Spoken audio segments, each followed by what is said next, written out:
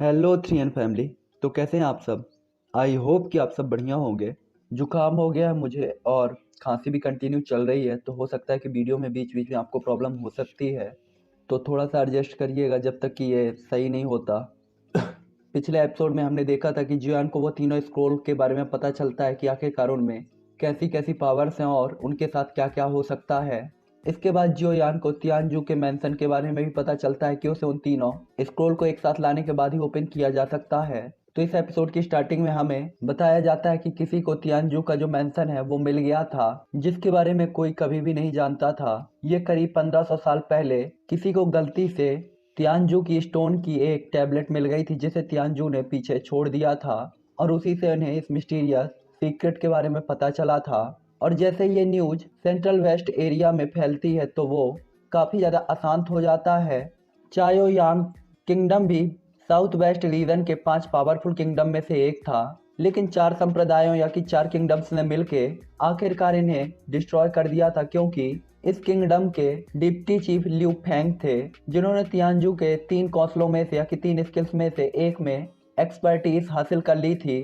हालांकि उसके बाद चायोंग साम्राज्य पूरी तरीके से वेस्ट साउथ रीजन से गायब तो हो गया था, लेकिन ये पूरी तरीके से ख़त्म नहीं हुआ था और उन 4 किंगडम्स में से किसी को इसका एक्सटिंक्शन स्टेप भी नहीं मिला था। लिu फेंग ने अपनी फैमिली को तो बचा लिया था और साथ ही साथ इसका एक्सट्रैक्टिंग स्टेप को भी बचा लिया था, लेकिन अब वो बेघर हो गए थे।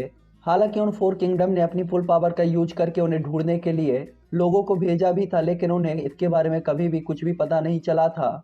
उस टाइम की फाइट में लिu फेंग की डेथ तो नहीं हुई थी, लेकिन उसकी बॉडी काफ़ी ज़्यादा हैवी तरीके से इंजर्ड हो गई थी और वो बिल्कुल मौत की कगार पर ही थे। इसीलिए उन्होंने अपनी डुईकुई और स्क्रोल को पीछे ही छोड़ दिया था और वेट कर रहे थे कि लिu फैमिली से कोई नया और पावरफुल जीनियस निकल के आए, जो कि इस तियानजू स्टेप में एक्सपर्टीज हासिल कर पाए और लिu फैमिली को वापस से साउथ वेस्ट रीजन में ले जा सके। लेकिन लिu फैमिली के लोग इसका पता नहीं लगा सके थे, जिसके कारण उन्हें पता चल गया था कि लिu फैमिली बिना किसी बाहरी ताकत के वापस से साउथ वेस्ट रीजन में अपने आप ग्रो नहीं हो सकती। और ये जियोयान भी जानता था कि लिu सिंग चैन ने उसे तियानजू स्टेप क्यों दिया है, क्योंकि वो जियान के साथ अच्छे रिलेशंस बनाना चाहता था, ताकि जियोयान लिu फैमिली की हमेशा ही सेफ्टी और सिक्योरिटी कर सके।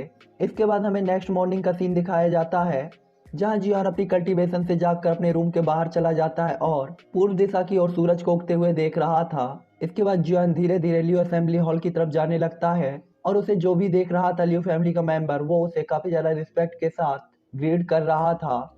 यहाँ लिu असेंबली हॉल में लिu फैमिली के चीफ और लिu सिंग चैन बैठे हुए थे, जो कि आपस में किसी चीज के बारे में बात कर रहे थे कि तभी वहां पे गार्ड आता है और बताता है कि जोयान यहाँ पर आ रहे हैं। हालांकि वो ये बोल पाता कि उससे पहले ही जोयान वहां पे पहुंच जाता है। उस गार्ड की बात को सुनकर सभी लोग तेजी से अपनी सीट से उठते हैं और इंट्रेंस गेट की तरफ भागने लगते हैं, जहाँ पे लिu हुआवाई जियान को देखकर कहता है कि सीनियर, आप इतनी जल्दी जाग गए और मैं आपका वेलकम करने के लिए भी नहीं आ पाया। मुझे उम्मीद है कि सीनियर मेरी इस गलती के लिए मुझे माफ़ कर देंगे। और इसके बाद वो झुक कर जियोयान को ग्रीट करता है और स्माइल करते हुए जियोयान को देखने लगता है, जहाँ पे अब जियोयान कहता है, पैट्रियार्ट लियो, जब से मैं किंग यांग सिटी में आया हूँ तो मैंने लिu फैमिली को काफ़ी ज़्यादा परेशान किया है, लेकिन फ्यूचर में मेरी कुछ और स्ट्रेटजीज भी हैं, इसीलिए मैं यहाँ पे अब और ज़्यादा रुकना नहीं चाहूँगा। इसीलिए मैं आज ही निकलूँगा, लेकिन फ्यूचर में मेरे पास जब भी टाइम होगा तब मैं लौट कर ज़रूर आऊँगा। ये सुनकर लिu हुआवाई और बाकी लोगों के फेस इंप्रेशन काफ़ी ज़्यादा चेंज हो जाते हैं। और इसके बाद लिu हुआवाई पूछता है कि सीनियर, आप जा रहे हैं? जब जियान ने देखी कि लिu हुआवाई की इच्छा बिल्कुल भी नहीं है कि वो यहाँ से उसे जाने दे, तो जियान स्माइल करते हुए कहता है, हाँ, मुझे अभी कुछ और मामलों में भी ध्यान देना है। साथ ही साथ फ्यूचर में मेरी किसी से एक बड़ी लड़ाई भी हो सकती है, इसीलिए अगर मैं लिu फैमिली में रहूँगा तो हो सकता है कि आप लोगों को भी नुकसान पहुँच जाए। यहाँ पे शायद जियोयान ओल्ड फ्लेम डेमन घोस्ट की बात कर रहा था, क्योंकि यहाँ पे जियोयान को सिर्फ उसी ने टारगेट किया था। जियोयान आगे कहता है कि इसीलिए मैं अब यहाँ से कुछ दिनों के अंदर ही जाने की योजना बना रहा हूँ। और इतना कहने के बाद जियोयान अपने हाथ को फ्लिप करता है और एक बिल्ली के जैसा प्यारा सा जानवर जियोयान के हाथ में आ जाता है और वो लिu हुआवाई को देते हुए कहता है कि जैसा कि मैंने आपसे कहा था कि ये आपके लिu फैमिली में ही रहेगा, जब मेरे पास फ्यूचर में टाइम होगा तो मैं इसे लेने के लिए यहाँ पर जरूर आऊँगा। जिस पे लिu हुआवाई और सिंग चैन दोनों ही अपना सिर हिला देते हैं। इसके बाद जियानो ने बाकी चीज़ों को समझाता है और स्पीड के साथ मुड़कर लिu फैमिली के बाहर चला जाता है। लिu फैमिली के बाकी लोग भी जियान को बाहर तक भेजने के लिए आते हैं। इसके बाद जियान एक सिटी के शहर में धीरे धीरे घूम रहा होता है और स्माइल कर रहा होता है, क्योंकि जियान ने काफी लॉन्ग टाइम के बाद वापस से ये शोर सुना था। जियान घूमते घूमते आखिरकार स्लम्स एरिया में चला जाता है। हालांकि जियान को यहाँ पे किसी भी चीज की परवाह नहीं थी, क्योंकि उसे बस ये पूरा शहर घूमना था। जियान चलते चलते आखिरकार झुग्गियों और झोपड़ियों के आगे काफी ज्यादा डीप में चला जाता है और इसके बाद वो अचानक रुक कर इधर उधर देखने लगता है और कुछ ढूंढने लगता है। आसपास तो पूरी तरीके से सन्नाटा था, लेकिन तभी जियान की आंखें साइन होती हैं और उसकी बॉडी तेजी से हिलती है और अपनी जगह से गायब हो जाती है। इसके बाद हमें एक आंगन का सीन दिखाया जाता है, जहाँ पे 3 पुरुष और 1 महिलाएं थी। उनमें से एक आदमी जमीन पर पड़ा हुआ था और उसका चेहरा पूरी तरीके से बैंगनी और काला था। देखने पे ऐसा लग रहा था कि जैसे उसे जहर दे के मार डाला गया हो। बाकी के 2 पुरुष ब्लैक कलर के आर्मर को पहने हुए थे और उनके हाथों में स्टील के ब्लेड भी थे। वे उस मरे हुए साथी को देख रहे थे और कुछ भी नहीं कह रहे थे। साथ ही साथ वो कुछ डरे हुए भी दिखाई दे रहे थे। उन्हीं के सामने ये एक व्हाइट कलर के कपड़े पहने हुए लड़की कदम दर कदम पीछे हट रही थी। साथ ही साथ वो काफी ज्यादा डरी हुई भी दिखाई दे रही थी। देखते ही देखते वो दोनों लोग एक दूसरे से लड़ने लगते हैं और उनमें से एक उस लड़की को देखकर कहता है, छोटी लड़की, तुम्हारी काबिलियत बहुत छोटी है।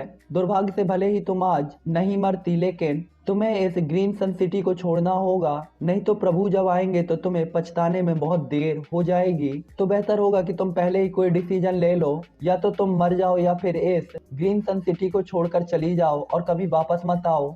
ये सुनकर उस बच्ची का चेहरा तुरंत ही लाल और पीला पड़ जाता है। साथ ही साथ उसका शरीर काफी ज्यादा बुरी तरीके से कांपने लगता है। उसकी आंखें लाल हो जाती हैं और उससे आंसू की बूंदें तेजी से टपकने लगती हैं। वो रोते हुए कहती है, नहीं, ये मेरा घर है। दादी माँ की सब मर चुके हैं। मैं छोड़ना नहीं चाहती, मैं छोड़कर नहीं जाना चाहती। और उसके रोने के साथ ही उसकी बॉडी से बैंगनी कलर का कोहरा निकलने लगता है, जो कि उन दोनों ही व्यक्तियों को घेर लेता है। कोहरे को देखकर कोई भी बता सकता था कि ये काफी ज्यादा पावरफुल पॉइजन है। वो दोनों ही व्यक्ति जैसे ही उस फॉग को देखते हैं तो तुरंत ही अपनी डुईकुई को चार्ज करते हुए एक ढाल बना लेते हैं और तेजी से उस आंगन से पीछे जाने लगते हैं।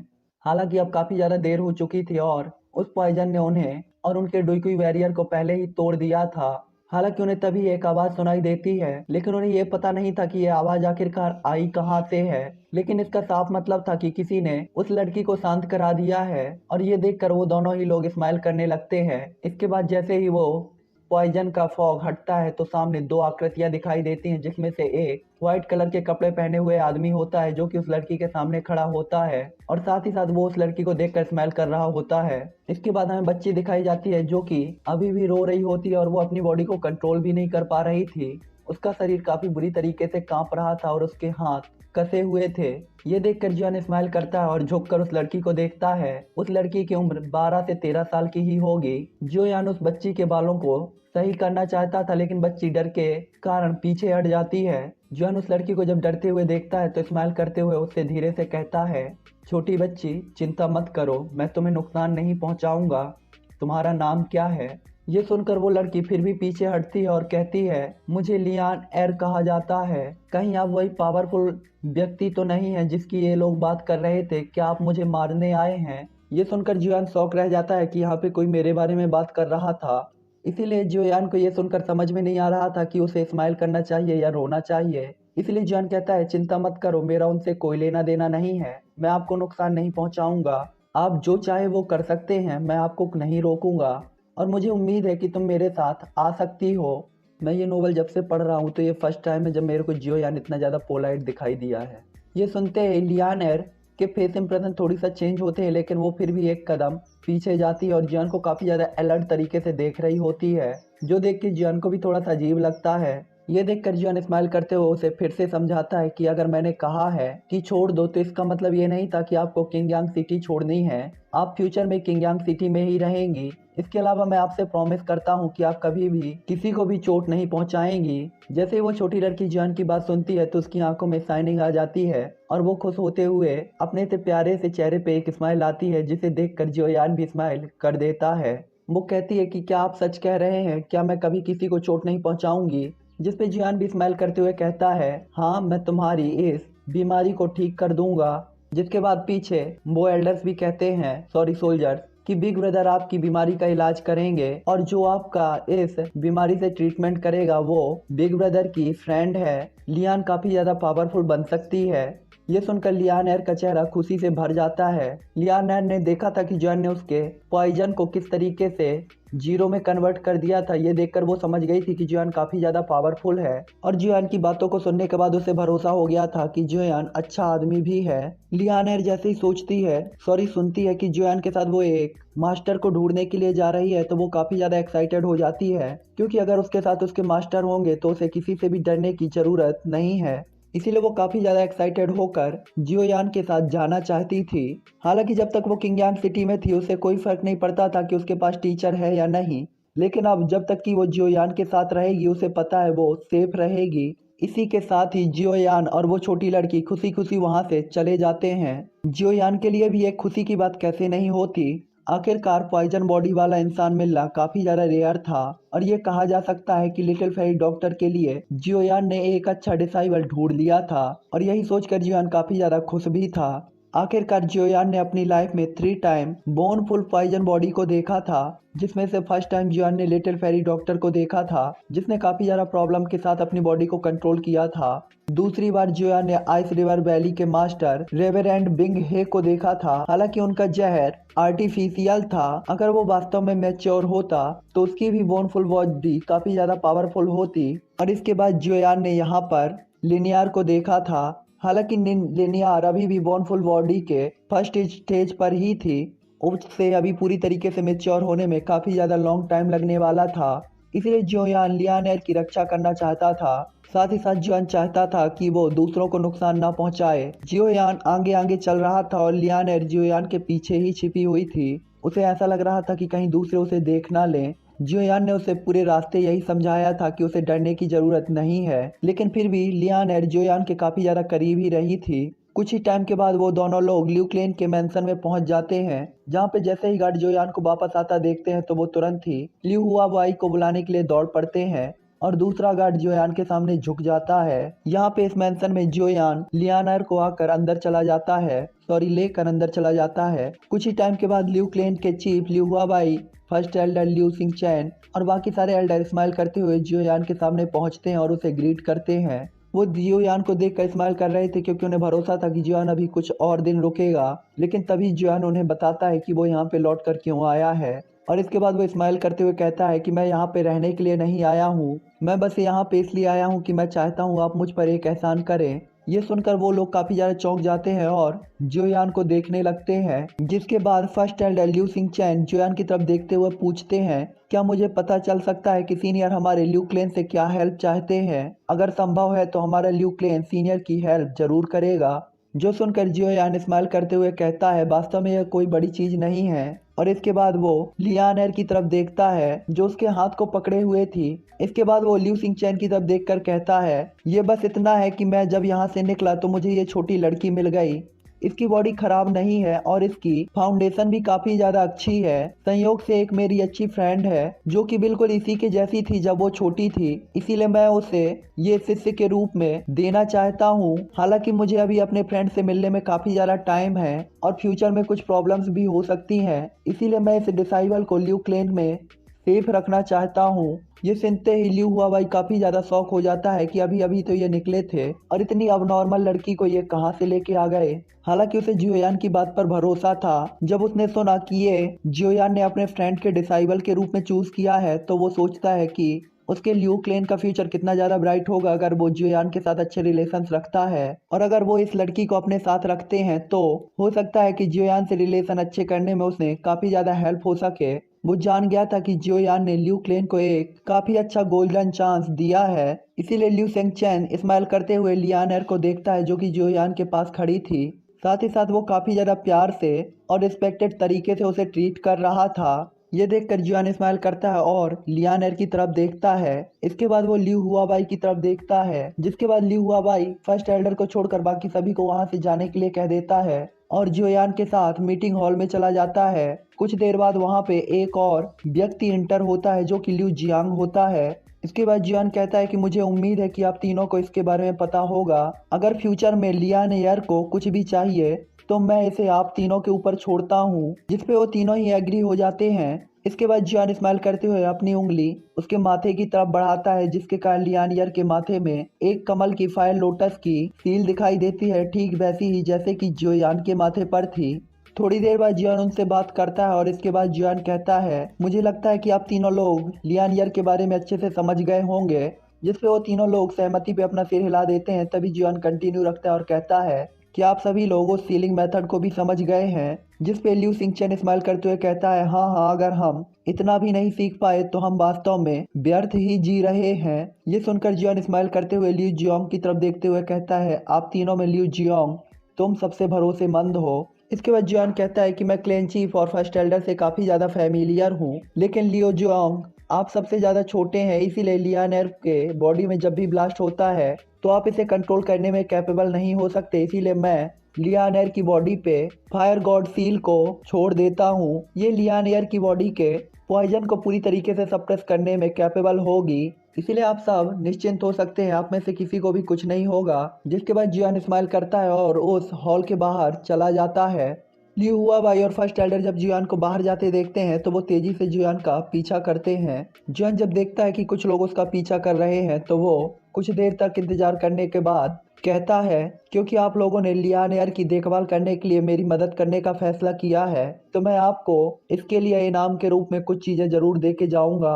इसके बाद जियान तेजी से उड़कर बुक कलेक्शन पवेलियन की तरफ पहुंच जाता है और सभी लोग जियान का पीछा करते हैं। इसके बाद जियान उसी गोल्डन नेम प्लेट के पास पहुंचता है जिसका यूज कल्टीवेशन के लिए जियोयान और लियू हुआबाई ने किया था, और लियू हुआबाई के कारण इस कल्टीवेशन मेथड को सभी कोई अब तक जान और समझ गए थे।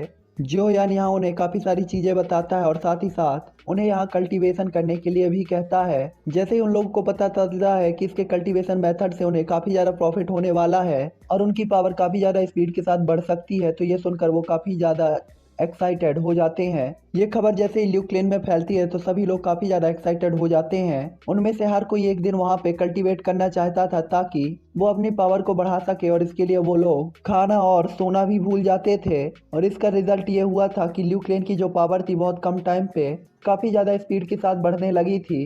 ल्यू सिंगचैन और ल्यू हुआबाई देख सकते थे कि उस बुक कलेक्शन पवेलियन के गोल्डन नेम प्लेट के पास भीड़ लगी ही रहती है, और फर्स्ट डे 3 लोग कल्टीवेट करते हैं, उनके बाद अगले 3 जाते हैं। ये देखकर वो लोग काफी ज्यादा खुश थे और स्माइल कर रहे होते हैं। इसके बाद लियू हुआबाई और ल्यू सिंगचेन जियोयान को देखते हैं जो कि उसी गोल्डन साइन बोर्ड के पास खड़ा हुआ होता है। ये देखकर वो जियोयान के पास जाता है और काफी ज्यादा सॉफ्ट तरीके से जियोयान से पूछता है कि अगर आप सीनियर इस साइन बोर्ड का यूज करना चाहते हैं तो मैं इन नन्हे मुन्ने बच्चों को यहाँ से दूर ले जाता हूँ ताकि आप इसका इस्तेमाल कर सके। वो जैसे ही बोलना समाप्त करता कि जियोयान उसे अपनी तरफ खींचते हुए कहता है, आप अभी भी एक क्लेन के क्लेन चीफ हैं, आपको ऐसे बच्चों की तरह ट्रीट करने की जरूरत नहीं है। आप नहीं देख रहे कि वर्तमान में ये लोग उस लेवल पर पहुंच गए हैं जहां ये ब्रेक थ्रू करना चाहते हैं, और अगर आप इस टाइम पे उन्हें उठाएंगे तो मुझे डर है कि वो ब्रेक थ्रू नहीं कर पाएंगे। इसके बजाय बैकलैश के कारण उन्हें काफी सारी इंजरीज भी आ सकती हैं। ये सुनकर लियू हुआबाई स्माइल करता है और वो देख सकता था कि हाँ, वास्तव में वे सभी लोग ब्रेक थ्रू के लेवल पर पहुंच चुके हैं। इसीलिए वे सभी लोग यहाँ पे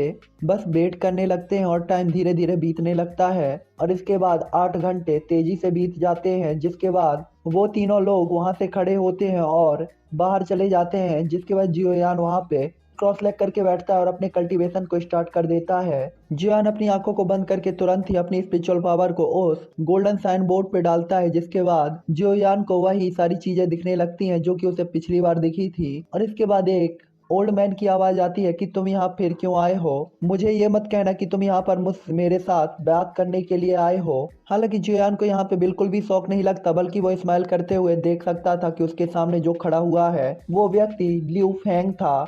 जियोयान उनकी तरफ स्माइल करते हुए देखता है और कहता है, आपको पता होना चाहिए कि मैं आपको क्यों ढूंढ रहा हूँ, है ना।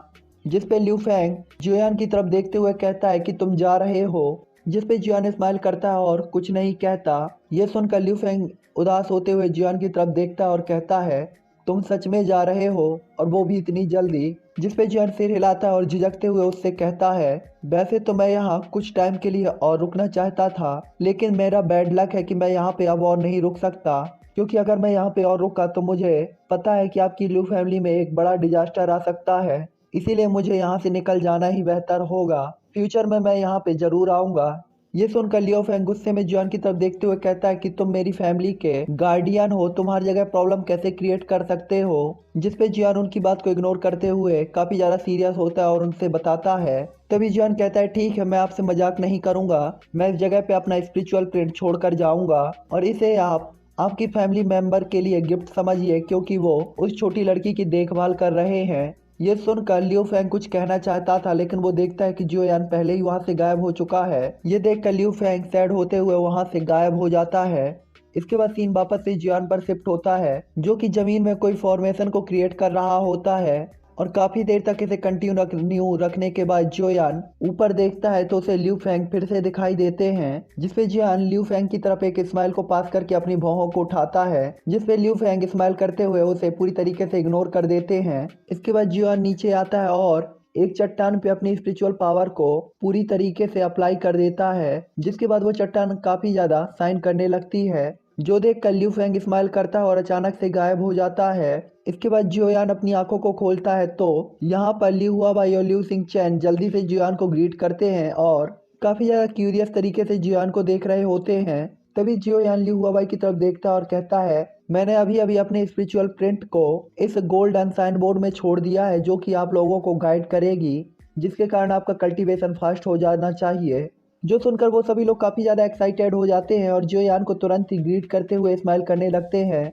यहाँ पे जियोयान लियानियर के साथ उस छोटे से जानवर को देखता है। ये देखकर जियोयान अचानक से स्माइल कर देता है और उस जानवर को अपने गले लगा लेता है। इसके बाद जियोयान उस जानवर के कान में कुछ कहता है, लेकिन किसी को भी कुछ भी नहीं पता था कि आखिरकार जियोयान ने क्या कहा है और वो क्या कर रहा है, लेकिन सभी लोग देख सकते थे कि वो नन्हा सा जानवर जियोयान की बात पे सिर हिला देता है। इसके बाद जियोयान उस जानवर से बात करना बंद करता है और लिू हुआबाई और बाकी लोगों को देखकर कुछ बातें करता है और इसके बाद लिू फैमिली से बाहर चला जाता है। इसके बाद हमें हरा भरा एक एंडलेस जंगल दिखाया जाता है, जो कि काफी ज्यादा शांतिपूर्ण था। उस फॉरेस्ट से काफी सारे अटैक और चिल्लाने की आवाज आती है, जिसके बाद हमें जियोयान दिखाया जाता है, जो कि एक मैजिकल बीस्ट से फाइट कर रहा था। जियोयान उस मैजिकल बीस्ट को देखकर स्माइल करता है, जो कि एक रैंक 6 का क्लाउड स्लिफ्टिंग लेपर्ड था और इसकी एबिलिटी इसकी स्पीड थी। जियोयान यहाँ पे इसका टिक्स एंड स्टेप का अभ्यास कर रहा था, लेकिन जियोयान इसे कंट्रोल नहीं कर पाया और बदकिस्मती से ये लेपर्ड जियोयान के इस अटैक की चपेट में आ गया और मारा गया। रैंक 6 के मैजिकल बीस्ट का कंपैरिजन जियोयान से कैसे किया जा सकता है, जो कि जियोयान हाफ एम्परर लेवल तक पहुंच चुका था। जियोयान पहले ही 5 दिनों से ल्यू क्लेन से बाहर था और एशियंट वाइड लैंड की तरफ बढ़ रहा था, जिसके बारे में लिू हुआबाई ने उसे बताया था। उसने जियोयान को बताया था कि वहीं से जियोयान को साउथ एरिया को छोड़ने का तरीका मिल सकता है।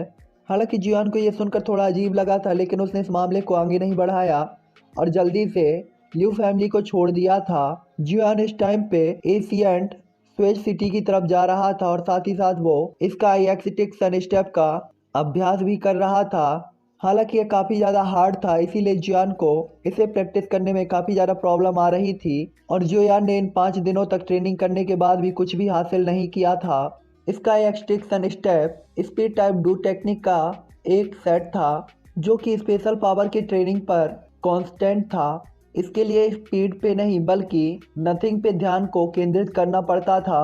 इसका एक्सट्रैक्शन स्टेप सच में काफ़ी ज़्यादा मिस्टीरियस था, यहाँ तक कि इसके ओनर लॉर्ड तियान जुए भी इसे पूरी तरीके से समझ नहीं पाए थे। इसका एक्सट्रैक्शन स्टेप मेनली स्पेस के ऊपर डिपेंड होता था और ये आपको स्पेस के साथ चलने की अनुमति देता था। हालांकि इसके भी 3 लेवल्स थे, जिसमें फर्स्ट था विंड मूवमेंट, सेकेंड सोअरिंग क्लाउड्स और थर्ड राइडिंग द स्काई। हालांकि इन तीनों लेवल्स को भी 3-3 लेवल में डिवाइड किया गया था, जो कि स्टार्टिंग, इंटरमीडिएट और मास्टर लेवल थे। विंड मूवमेंट में आपके पैरों के नीचे हवा होती है, जिसके कारण ऐसा लगता है जैसे आप हवा में चल रहे हों या कि हवा के साथ चल रहे हों। सोअरिंग क्लाउड, जो कि सेकंड स्टेप था, ये आपकी स्पीड को काफ़ी ज़्यादा हाई लेवल तक अपग्रेड कर देता था, जिसके कारण कल्टीवेटर की हर एक पावर में इंक्रीमेंट होता था। ये देखकर जियोयान काफ़ी ज़्यादा एक्साइटेड तो हो गया था, लेकिन उसे पता था कि इसे अचीव करना काफ़ी ज़्यादा मुश्किल होने वाला है। सोअरिंग क्लाउड में मेनली आपको हवा को कंट्रोल करने में एक्सपर्ट होना होता था और इसके बाद लास्ट स्टेप था riding the sky extinction step, और इसकी हेल्प से आप स्पेस को कंट्रोल कर सकते थे और इसके लिए आपकी स्पेस कंट्रोल एबिलिटी काफ़ी ज़्यादा अच्छी होनी चाहिए थी। हालांकि स्पेस को कंट्रोल करना भी काफ़ी ज़्यादा अलग था। इसके लिए आपको मिनिमम रिक्वायरमेंट में वाइड ग्रेट दाव को समझना जरूरी था। वाइड महान दाव हेवन और अर्थ के बीच हजारों ग्रेट दाव में से एक था। ये कोई एक रूल है जिसे यहाँ पे दाव कह के रिप्रेजेंट किया गया है। ग्रेट दाव एक ऐसी पावर थी जो कि एक इमॉर्टल नेट जैसे थी।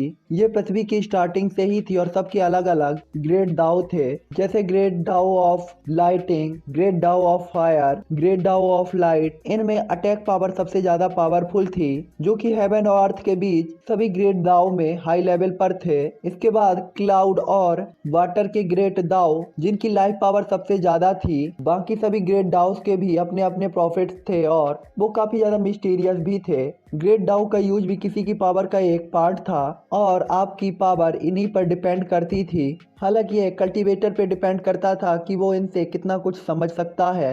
यहाँ पे आधा दिन बीत गया था और जोयान अब रुकता है, न जाने उसने सुबह से कितने सारे मैजिकल बीस्ट को मार डाला था। हालांकि उसकी बॉडी भी काफी ज्यादा बुरी हालत में थी, इसीलिए जियोयान वहां पे एक पेड़ के टॉप पर जाके खड़ा हो जाता है और आंखें बंद करके एयर को फील करने लगता है।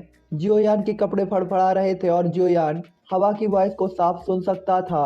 इसके बाद जियोयान अपना बैलेंस बनाता है और अपनी आंखों को खोलता है और आधा कदम आगे बढ़ाता है। हालांकि ये अजीब तरीके से जियोयान ने अपने पैर को आगे बढ़ाया था, लेकिन जैसे ही उसका पैर आगे पहुंचता है तो जियोयान तुरंत ही 100 मीटर तक काफी स्पीड के साथ आगे बढ़ जाता है। ये देखकर जियोयान अपना सिर घुमाता है कि वो जहाँ खड़ा था उस जगह को देखकर जियोयान अचानक से शॉक होते हुए स्माइल करता है। इसके बाद जियोयान कहता है फर्स्ट स्टेज विंड मूवमेंट। ये देखकर जियोयान समझ गया था कि उसने फर्स्ट स्टेप के फर्स्ट लेवल को अचीव कर लिया है। इसका मतलब था कि जियोयान इसका एक्सटिंक्शन स्टेप का सक्सेसफुली यूज करने में कैपेबल हो गया था। इसके बाद जियोयान बार बार 1 घंटे तक इसका अभ्यास करता है। हालांकि वो कई बार अपनी बॉडी से बैलेंस को खो भी देता है, लेकिन ये पहले की तुलना में काफी ज्यादा बेहतर था। इसके बाद जियोयान जमीन पर उतरता है और स्माइल करता है, क्योंकि जियोयान ने अब तक काफी कुछ समझ लिया था और उसे समझ में आ गया था कि इसे परफॉर्म करने के लिए जो सबसे जरूरी चीज है वो है एयर हवा। जियोयान को पता था कि एक बार जब वो इसे अच्छे से मास्टर कर लेगा तो भले ही फिर ओल्ड फ्लेम डेमन घोस्ट ही क्यों ना हो, वो उसका पीछा नहीं कर पाएगा। और इसके बाद जियोयान कहता है ओल्ड फ्लेम डेमन घोस्ट, हालांकि मैं नहीं जानता कि तुम मुझे कैसे जानते हो, लेकिन ये वॉर तुमने स्टार्ट की है और तुमने ही मुझे उकसाया है, इसीलिए मैंने पिछली बार तो तुम्हें जाने दिया था, लेकिन अगली बार दोबारा ऐसा बिल्कुल भी नहीं होगा। इसके बाद पलक झपकते ही सुबह हो जाती है और एक दिन बीत जाता है। इसके बाद जियोयान अपने रिट्रीट से उठता है तो आसमान की तरफ देखकर स्माइल करता है, क्योंकि ये वही टाइम था जिसका जियोयान ने काफी लॉन्ग टाइम से इंतजार किया था, जो देखकर जियोयान कहता है कि आखिरकार आ ही गई। इसके बाद जियोयान पलक झपकते ही उड़कर आसमान पे चला जाता है, जहाँ पे काले काले बादल आ चुके थे और काफी ज्यादा घने भी थे। उन बादलों को देखकर ऐसा लग रहा था कि जैसे जियोयान के वहां पर आने से वो बादल काफी ज्यादा गुस्से में थे। जियोयान स्माइल करते हुए उन ब्लैक क्लाउड्स को देखता है। हालांकि वो काफी ज्यादा पतले थे, लेकिन जियोयान के लिए ये पहले ही काफी थे। जियोयान जैसे ही आगे की तरफ बढ़ता है तो वो देखता है कि ब्लैक क्लाउड से एक पावरफुल लाइटिंग उसी की तरफ बढ़ने लगती है। हालांकि ये देखकर जियोयान के फेस इंप्रेशन बिल्कुल भी चेंज नहीं होते और वो एक पंच को क्रिएट करके उस लाइटिंग पे तेजी से मार देता है, जिसके कारण वो लाइटिंग तुरंत ही डिस्ट्रॉय हो जाती है। जियोयान स्माइल करते हुए उन क्लाउड्स को देख रहा होता है और वो तेजी से अपने हाथों की फॉर्मेशन को चेंज करने लगता है, जो देखकर समझ में आता है कि जियोयान इसका एक्सटिंक्शन स्टेप को कल्टीवेट करने के लिए फॉर्मेशन को क्रिएट कर रहा था। जियोयान की जैसे ही फॉर्मेशन कंप्लीट होती है तो अचानक से वहां पे ठंडी हवा चलने लगती है। हालांकि यहाँ पे अगर कोई कहे कि यह हवा जियोयान की वजह से नहीं थी तो संभावना था कि कोई विश्वास भी नहीं करता, लेकिन एक ही रात के कल्टीवेशन में जियोयान एयर को कंट्रोल करने में कैपेबल हो गया था। जियोयान भी जब ये देखता है तो तुरंत ही स्माइल करता है और इसके बाद वो अपनी जगह से टेलीपोर्ट होकर 100 मीटर दूर दिखाई देता है और इसके बाद जियोयान फिर से वहां से गायब होकर दूसरी जगह टेलीपोर्ट हो जाता है। जियोयान के इस तरीके को देखकर ऐसा लग रहा था कि जैसे उसने क्लाउड्स को काफी ज्यादा नाराज कर दिया हो और इसके बाद काफी हैवी लाइटिंग जियोयान की तरफ गिरने लगती है, लेकिन जियोयान बार बार उससे उस जगह से गायब होकर दूसरी जगह पर टेलीपोर्ट हो जाता है, जैसे कि जियोयान उसके साथ मजाक कर रहा हो। इसी के साथ साथ जियोयान ऐसा कंटिन्यू करता रहता है और इसी के बाद जियोयान थोड़ी देर बाद रुक कर कहता है स्काई स्लिफ्टिंग अल्टीमेट स्टेप। ये कुछ ऐसा था कि जियोयान जैसे स्काई एक्सटेंशन स्टेप को समझ रहा था और धीरे धीरे इसके साथ फैमिलियर होता जा रहा था। जियोयान को ऐसा लग रहा था कि जैसे जानबूझकर इस स्क्रोल को पीछे छोड़ा गया हो ताकि पीछे के लोग इसका कल्टीवेशन कर सके।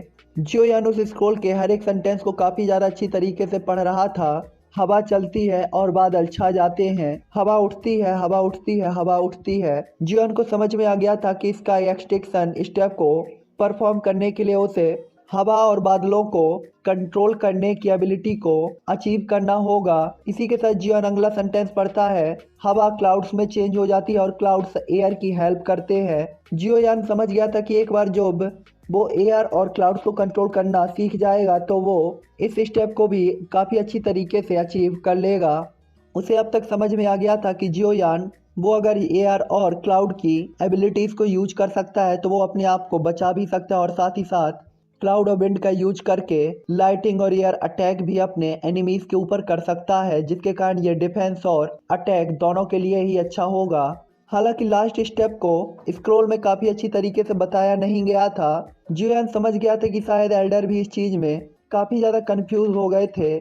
हालांकि जियोयान को उस स्क्रोल से उस सेंटेंस को रीड करने के बाद जो समझ में आया था वो ये था कि अगर वो इस लेवल को एक्सपर्टीज कर लेता है तो वो अपने पैर से आसमान तक को दबा सकता है और उसके अंदर इतनी ज़्यादा पावर होगी कि वो आसमान को डिवाइड भी कर सकता है। तो चलिए इसी के साथ मैं एपिसोड को यहीं पे एंड करता हूँ। नेक्स्ट एपिसोड पे हम देखेंगे कि आखिरकार आगे क्या होने वाला है, क्योंकि इसके बाद जियोयान शायद कहीं और जाए और मुझे लगता है कि वो हाई मोचेंग की तरफ ही जा रहा है। मैं काफ़ी ज़्यादा इंटरेस्टेड हूँ कि जियोयान हाई मोचेंग से कब मिलेगा। तो चलिए ये एपिसोड हम यहीं पर एंड करते हैं। मैं मिलता हूँ आपसे नेक्स्ट वीडियो पे। Bye bye. और मेरी तबीयत काफ़ी ज़्यादा ख़राब है तो मैं कह नहीं सकता कि नेक्स्ट वीडियो मैं बना पाऊँगा या नहीं बना पाऊँगा, बट मैं अपना पूरा ट्राई करूँगा।